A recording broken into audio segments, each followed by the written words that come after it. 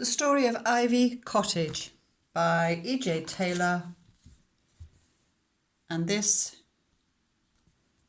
is Violet, the rag doll. There she is.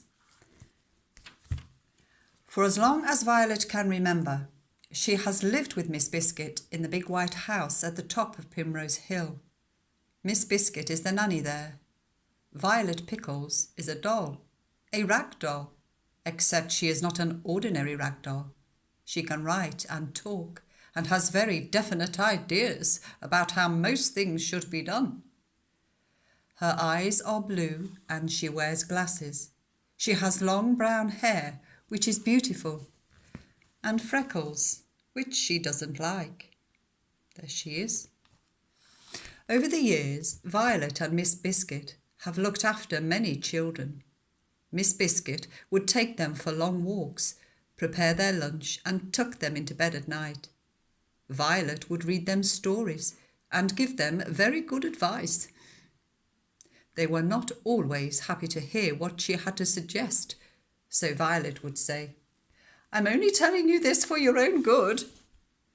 And usually she was right. And that's the house where they lived on Primrose Hill in the city. It was a way of life that Violet loved, and she didn't think it would ever change.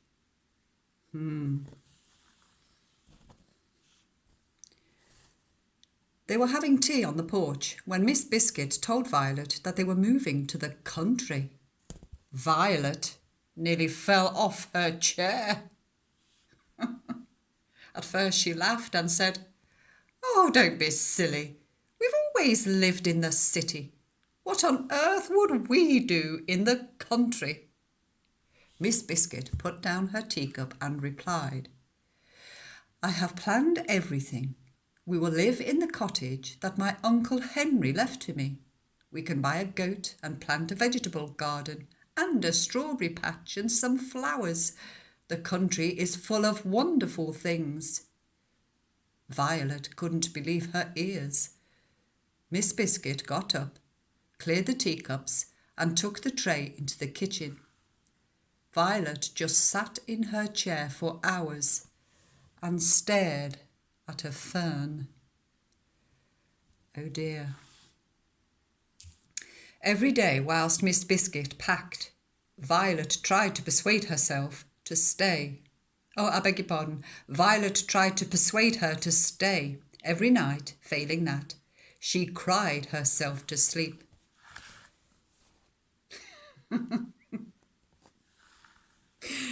She soon realised that Miss Biscuit was determined to go, and crying only gave her the hiccups. Poor Violet, she didn't want to go. They left the big white house in a taxi and drove to the train station. Miss Biscuit had 2 suitcases, a hat box and her bicycle. Violet took a small suitcase, her teddy bear and a picnic hamper, which contained her favourite books, a paint set, a feather pillow, her blue blanket and a silk ribbon. There they are, all her favourite things that we would now perhaps put in a treasure box. On the train, Miss Biscuit explained their route, adding that she had written to Mr. Bickerstaff, an old friend of her Uncle Henry. Mr. Bickerstaff owned the general store and would meet them and drive them to the cottage. Violet sat by the window and tried not to cry. There she is on the train with her teddy, feeling as though her whole world has been pulled out from under her feet. Violet fell asleep. When she woke up, the train had arrived at their station. She looked a little puzzled as they stepped onto the platform. "There's no one here," she said. And she was right. They waited patiently for over an hour. Finally, Miss Biscuit stood up.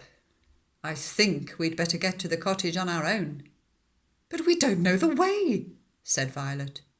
Miss Biscuit smiled. "We'll find it." And she began stacking their luggage on the back of the bicycle. Violet looked worried.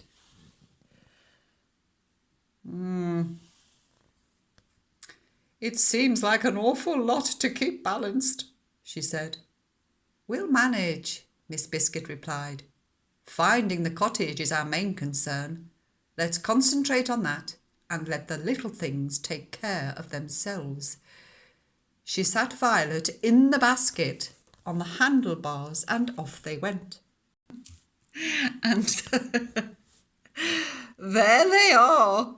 And poor old Violet. I don't think she's even been to a fairground before. Her lovely life in the city has been turned upside down, and now she's on a bicycle with all their worldly goods on the back of the bike and all her worldly goods in the basket on the front. This does not look good. And here it shows you it does not end very well at all. Miss Biscuit was enjoying the ride. Violet was just beginning to relax when they crossed the bridge and came to a very steep hill. Down they went, faster and faster. Violet's hair was blowing in the wind, and Miss Biscuit nearly lost her hat when suddenly there was a loud pop. Oh dear, said Miss Biscuit. I think the tire's gone flat. The bicycle began to swerve, and before they knew it, they were across the road and into the ditch, and Miss Biscuit and Violet went flying into the air. Hold on to my hand, cried Miss Biscuit. Fortunately, she had her umbrella, which she opened quickly. She and Violet floated down to a field and landed with a thump. And there they are, kerplunk on the ground. It gets worse, trust me, trust me. Miss Biscuit sat up and straightened her hat. My goodness, she chuckled. Are you all right, Violet? Yes, I think I am, was the answer. Good, then let's collect our things and be off. We've passed the bridge, so the woods can't be far. Oh no, cried Violet. What's the matter? Asked Miss Biscuit. Look, the bicycle, the wheels come off. Miss Biscuit turned to look. Oh dear. Well, never mind. We'll just have to walk. Walk? Cried Violet in disbelief. Miss Biscuit stood up. Now, Violet, try to cheer up. And remember, these little things are sent to test us. Walk? I don't walk. They reached the woods at sunset and tried to hurry through whilst they still had some light. The sky grew darker until all they could see were shadows in the trees. Fern Hill, Oak Wood and Willow Grove. Ooh. Ooh. It's creepy in here, said Violet, and suddenly she screamed. What's that over there? It's only an owl, said Miss Biscuit. They continued quietly, listening to the sounds in the dark. And here's two lovely little mice sitting on the gnarled root of the tree. And if that owl is a hungry owl, of course, the owl might just want to gobble them up.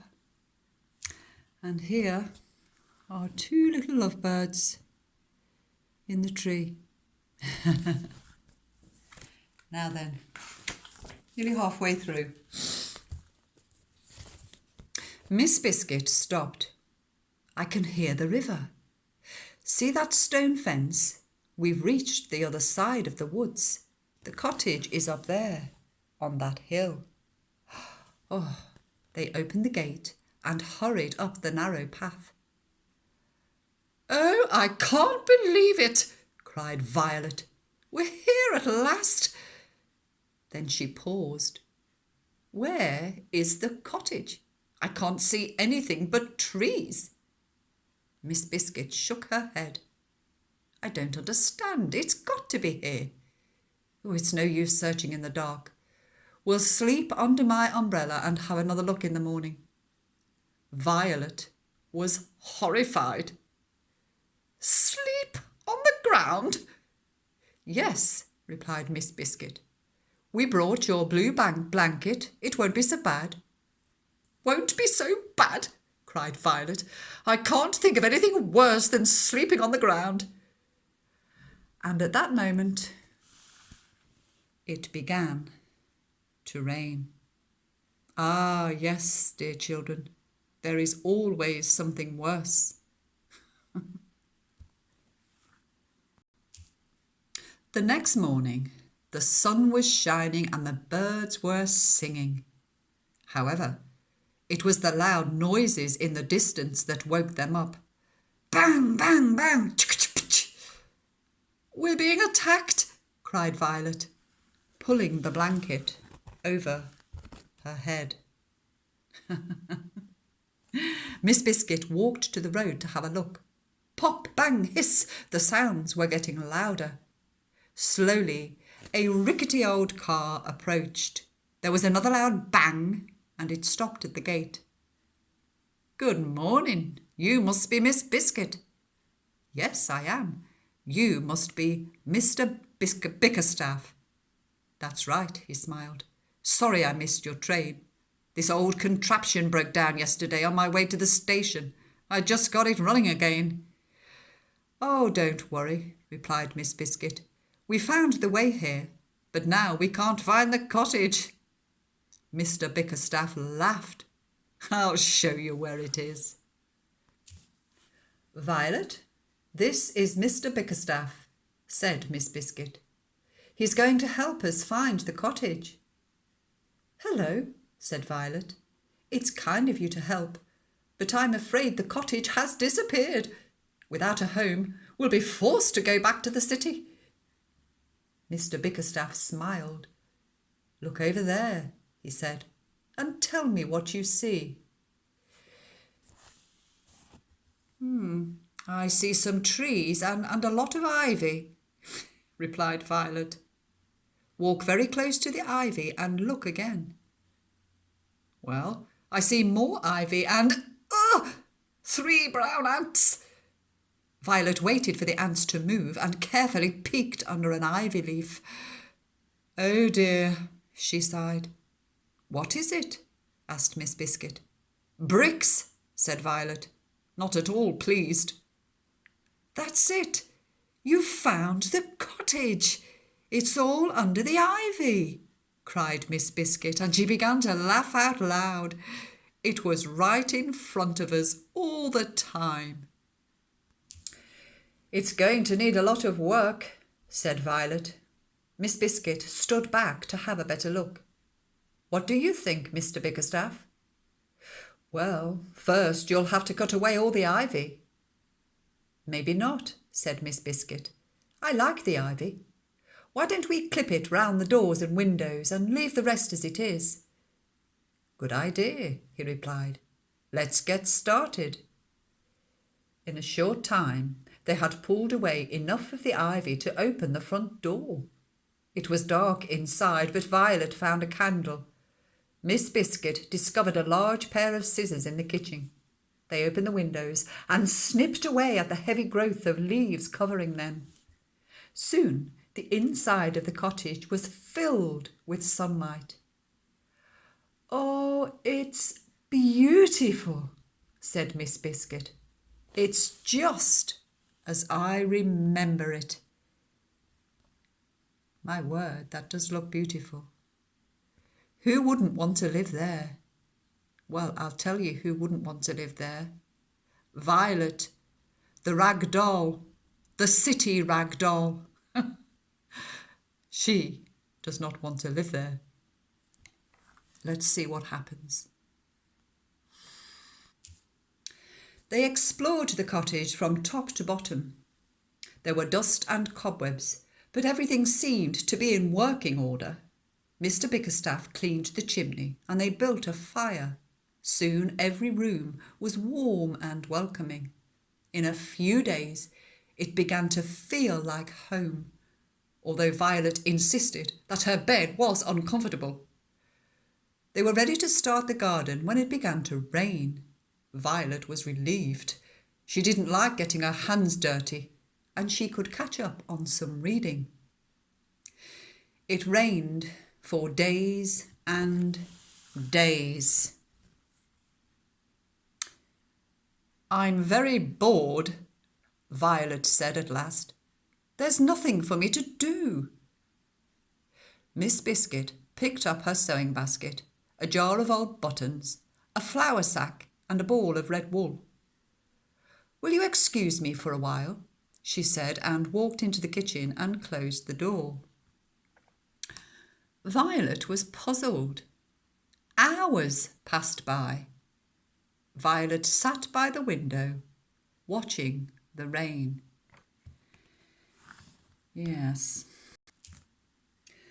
At 5 o'clock, Miss Biscuit came out of the kitchen. "Close your eyes and count to 10. Violet counted and opened her eyes. Sitting in the chair opposite her, was another rag doll. "She's funny looking," said Violet. "What's her name?" "She doesn't have one yet." "I'm very good at names." Violet thought for a moment. "She has a button nose and hair the colour of rubies." "And rubies are very rare," added Miss Biscuit. "How about then Ruby Buttons?"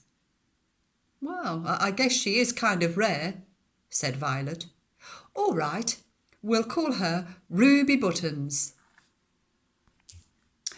Ruby sat motionless in the chair.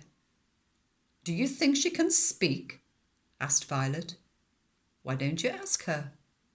Violet leaned forward. "Terrible weather we're having." There was no reply. "Cat got your tongue?" said Violet. Miss Biscuit stood up. "Don't be rude, Violet." "Perhaps she's cold. I'll put some more wood on the fire." The log was heavy, and it dropped with a loud thud, and cinders and ashes flew into the air. Suddenly there was a loud sneeze. "Excuse me." Ruby looked at Violet and Miss Biscuit. "Hello," she said, and climbed down from her chair. "Oh, what a beautiful room." "I'm glad you like it. Are you hungry?" said Miss Biscuit. "Oh, yes, I am." "Wonderful. Then follow me." The kitchen was warm and full of good smells. There were flowers and candles on the table, with 3 place settings of Miss Biscuit's best silver and china on a white tablecloth. Miss Biscuit poured some apple cider and raised her glass. "I'd like to make a toast. Welcome to Ivy Cottage," she said. "Here is to Biscuit, Buttons, and Pickles." And they all sat down to dinner. The end. So Violet has a friend called Ruby Buttons. Thank you.